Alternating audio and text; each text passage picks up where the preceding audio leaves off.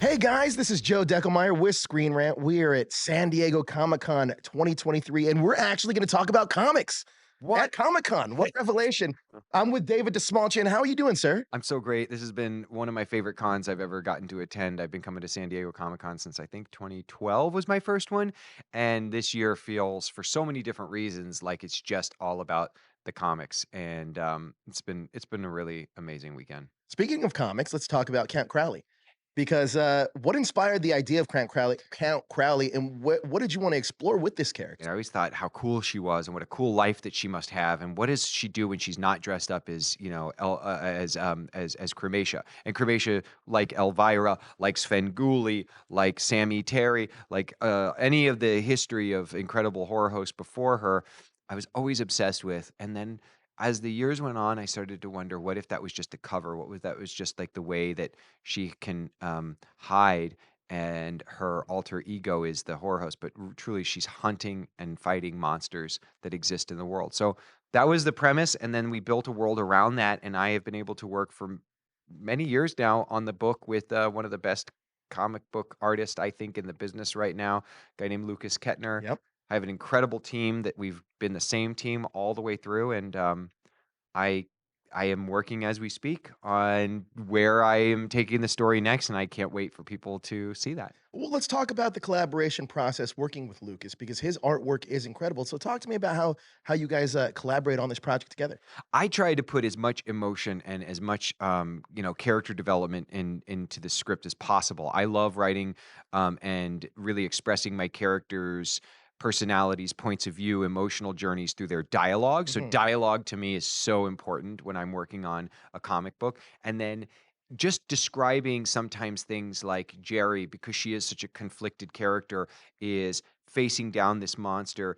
There may be, power and presence in her stance, but her eyes may betray the fear that she's feeling. Notes like that, I give that to Lucas. He goes away with it. He starts working in his pencils and he starts doing his initial sketches. And we've just got this incredible communication flow. It's such a gift as a collaborator to be able to communicate with somebody in such a level. And he knocks it out of the park every single time, from the very first sketch he did of what Jerry would look like as Count Crowley, all the way to some of the most new stuff that he's been sending me as we bant around some ideas.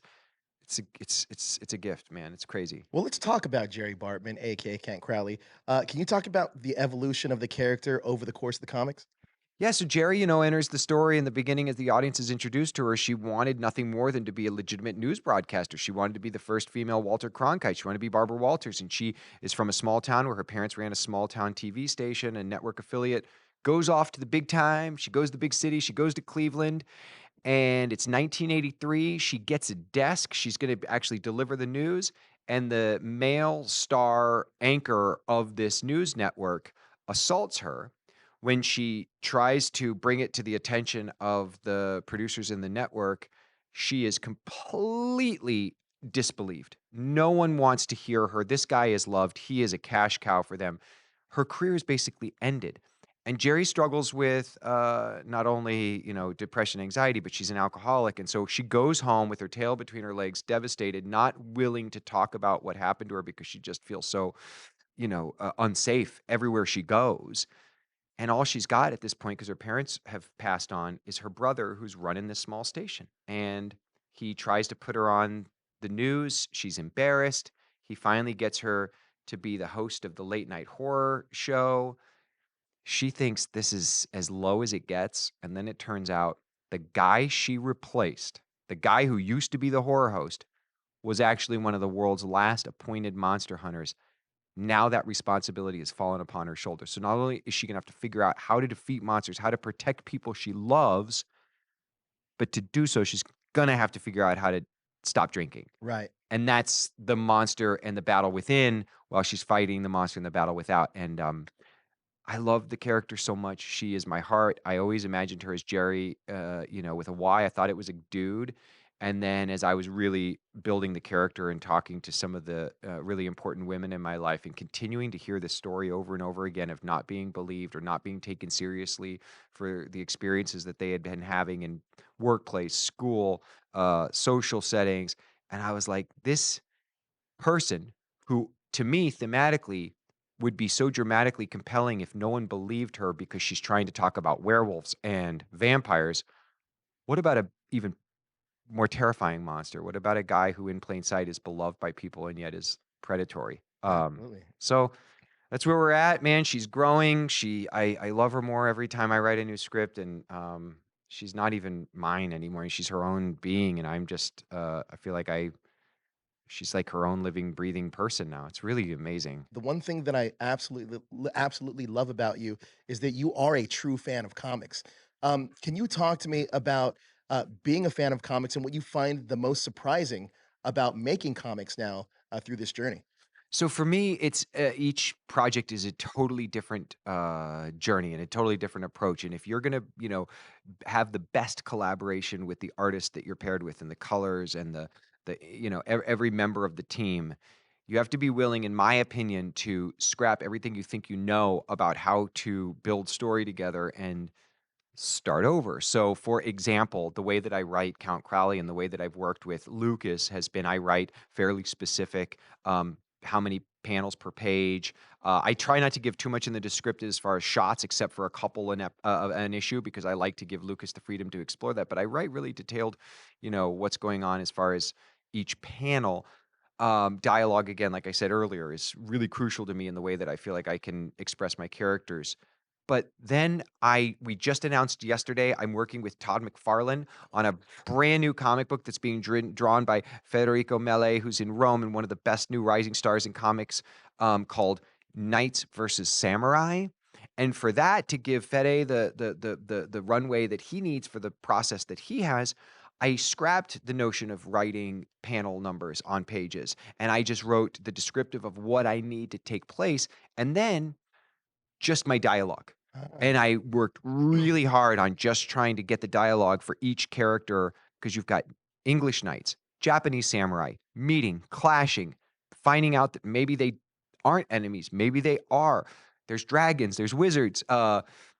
I needed the dialogue for each character because it's a pretty dense population of characters in this world to be so specific. Then I just recently wrote a one shot for Dark Horse. They're doing a Headless Horseman Halloween special, and I had never done this before. I co-wrote my comic with a really dear collaborator to me, Leah Kilpatrick, who is really talented and also brought a lot of humor ideas that I was seeking in this particular piece that we did. And we had the immense gift of anyone who is watching, I'm sure, is a fan of getting to work with Tyler Crook, who people may know from Harrow County and so many of the other incredible things that he's drawn, painted.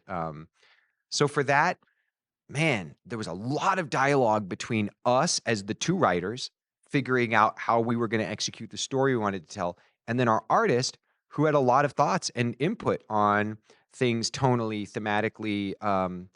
So I keep learning, man. I guess the point is a very long answer to say I just keep trying to show up with the work done, being prepared as possible, but being prepared to throw out the script. sure. Figure out, how do you and I communicate the best way possible to Right. get these ideas going? And then how would he and I, and how would this other person and I? You can't look at it like it's an assembly line. You can't look at it like it's just a machine. It's not. Absolutely. Now, Knights versus Samurai sounds amazing. Talk to me about the world building process because it seems you said it's a dense book. So, talk to me about the challenge of this world building process. Dude, I was like, "Okay, I know where I'm going in this. I know what I need to get to. I gotta see the katanas clashing with the broadswords. I've gotta see knights in full battle array and full armor clashing with samurai in their full armor. I know that's where we're going. That is the framing device. That's hopefully the big exciting entrance that gets everyone into the amusement park to go like, "What the hell is going on here?" Sure. Then to make it count, to make it matter, and to make people care about wanting to keep turning the pages and keep getting the books, I knew that I needed a compelling story. And so my frustration with, and a lot of our frustration with, I think the way that power structures and power systems and paradigms have operated for millennia is so corrupt in the way that people in great power, especially the elitists, can manipulate and utilize misinformation to convince people who maybe look different from one another, speak differently from one another, come from different places from one another, to convince them that that person's the reason why things aren't great in your life, or that person is the enemy, when really they're pulling the strings from above. That's really what's going on in this world, whether we're dealing with dragon battles, wizards, oni, trolls, giants, knights, samurai, all on the battlefield. So I did give myself a really great tool early on. I said, I'm going to still, even though this is a fantastical fictional story, I'm going to set it in a timeline of real human history. So it takes place in the late 1500s. Queen Elizabeth would have been the queen of England, and then what was going on in Japan with a major battle and power shift in who was trying to rule the country, an emperor versus all the different shogunate. Use that timeline, even though I'm creating a fictional reality with, created fictional dukes and fictional lords. Um, and that helped me so much to just look at the world and the geography and what Sure. was going on at that time with war, weaponry, etc. And then, man, if you love the characters, which I do, just start writing stories about them, and you just start writing their backstories, and you start writing like, why are they here at this moment in their journey? What do they need from this? And when Charles Ward, who's the dragon slayer, who is the leader of the knights, comes face to face for the very first time with Sanada Musashi, the tiger lord, who's the leader of the samurai, hopefully by the time my readers get to that moment, they'll have a real strong sense of who these people are. Right. And I don't know, hopefully relate to them and love them and wanna watch them kick the shit out of each other. You're such a creative genius and artist. Ah, Have you ever started thinking about possibly moving some or taking something like Count Crowley and making that, for another medium, whether it be I animation or I would love that so much. I was just talking to, my assistant slash, producing partner, Jen, on the walk over to the interview about the power of animation. Some of the Right. stories that I'm working on, I think would do really well in the animated space. Live action, I think, is a perfect format for some of the stories that I'm telling. And what's beautiful and wonderful about being a comic book creator and writer is that you have this luxury and opportunity to work with a small amount of collaborators to create a world and really lay it out for people to look at the potential. Because your imagination is your limit, and there is no limit to the imagination with the comic book, as opposed to the budgets of, say, a TV show or a movie or something like that. So what I hope and dream for each of these characters I've created is that they'll live on in different medias. Sure. And I've started a production company this year called Good Fiend Films.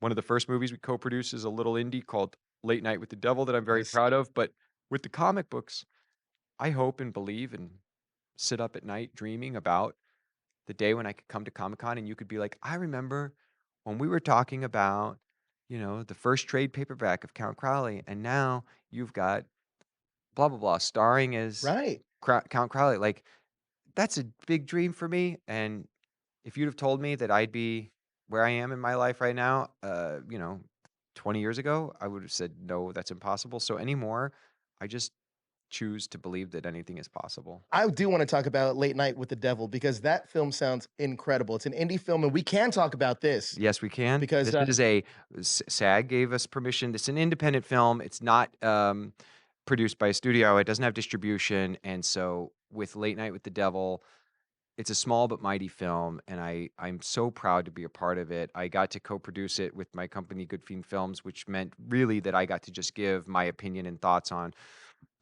some of the way that the film was executed itself, although it really didn't need any help from me. The writer directors are brothers from Australia named Colin and Cameron Cairns, and they are legitimately brilliant dudes who I love. And they made this world that reflects a story about a late night talk show host from 1970s. His name was Jack Delroy. He had a show called Night Owls. He lived in New York City, and it was very popular for a moment, but unfortunately, he was always falling second to Johnny Carson and The Tonight Show. And his ratings just continued to plummet over time. And he also tragically lost his wife, who died of cancer after her diagnosis, like very rapidly. And so Jack was struggling mentally and trying to put together a way to save his show. And one night, in October of 1977, he pushed all the limits of not only good taste, but ethics and morality in the hopes that he could save his show. And things didn't go great. And I had the honor of getting to bring that character to life. And we're screening it at San Diego Comic Con for fans. So I'm really excited about that. But we debuted it at South by Southwest. It was one of the coolest nights of my life sitting in a packed theater and watching people watch this movie unfold because you just don't know what's happening next in that movie, and, it's bonkers. I will like and this film also has the endorsement of the master himself, Stephen King. Yeah! What does that feel like? That's nuts. That's so crazy, man. Like it's so wild to look. I'm not on Twitter, but my one of the producers of the film sent me a screenshot of Stephen King's post after he got to watch an early screener cut of the movie, and you're just like, "Holy, are you kidding me?" The King like endorsed our film. The King. The King. The King He literally loved endorsed your Late film. Night with the Devil. So, and since then, received some rousing endorsements. Today, Jim Lee posted a really nice thing about it. He got to see it early. Kevin Smith got an opportunity to see it. Mark Bernardin. Been so thrilled and pleased with the way that critics have responded, but most importantly, it's just been audiences. When we were at Overlook Film Festival in New Orleans and I got to sit there and watch a crowd full of people like scream and hoot and holler, that's what it's all about, man. Sure. I love it. I love it. Now, this is obviously a different type of Comic Con. It feels different because it feels more intimate. Back to being comics again, and I know that you're a fan. So, what were you most excited to see on the floor? Well, interestingly for me, I'm always excited to see like variants and cool, toy discoveries because I love toys and I collect toys, especially in the monster space. There was a really cool Comic Con exclusive this year of Creature from the Black Is Lagoon. that That from was like a NECA? large card. Yeah, that Yep. one was really special. Glow in the dark, Yep. even. Got our hands on one of those. Always wanting to see what Funko's up to because I love Funko, and gonna go over to Funkoville as soon as I'm done talking to you. And then interestingly, for the first time, my 6-year-old daughter, my 9-year-old son came with me to San Diego Comic Con.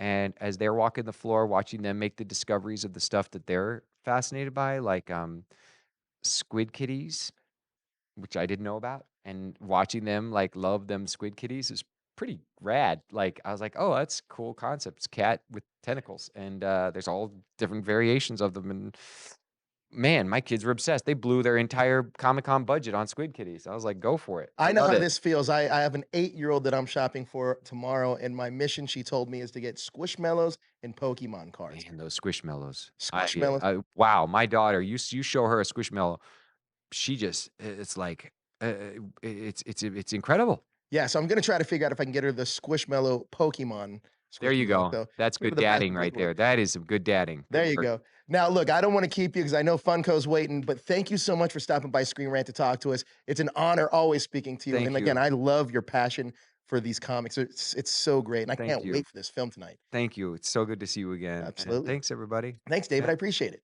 Take care.